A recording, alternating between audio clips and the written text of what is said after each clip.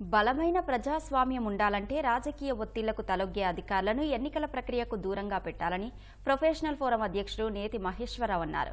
నేర చరిత్ర కలిగిన ప్రజాప్రతినిధులు, అధికారులు ఉన్నంత కాలం ఎన్నికల ప్రక్రియ పారదర్శకంగా జరగదన్నారు.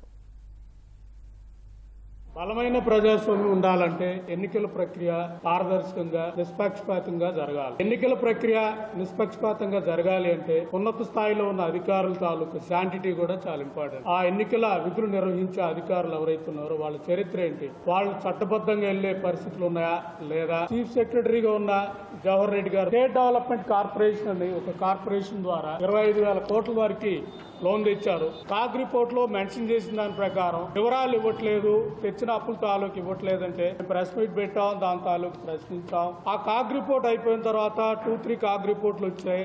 వాటిల్లో కూడా ఏ విధంగా రెస్పాన్స్ లేదు. ఇప్పటికీ ఇవాళ మనం చెక్ చేసినా కూడా స్టేట్ డెవలప్మెంట్ కార్పొరేషన్ కి ఇప్పటికీ అకౌంట్స్ లేదు. అంటే 25,000 కోట్ల మనీ తెచ్చిన మనీ ఎటుపోయిందో కూడా తెలియని పరిస్థితి ఉందండి. ఒత్తిడి లేదని మనం ఎలా అనుకుంటామని నేను చెప్పాలన్న ఉద్దేశం. రాజకీయ ఒత్తిడికి తలొక్కిన ఇలాంటి అధికారులు ఎన్నికలు విధుల్లో నిర్వహణలో ఉంటే, ఎన్నికల కౌంటింగ్ లో పెడితే, అధికారులు ఒకవైపు మొగ్గు చూపితే ఎన్నికల తాలూకా ప్రక్రియ ప్రక్రంగా జరుగుతుందా అనేది మనకి ఆలోచించాల్సిన అంశం.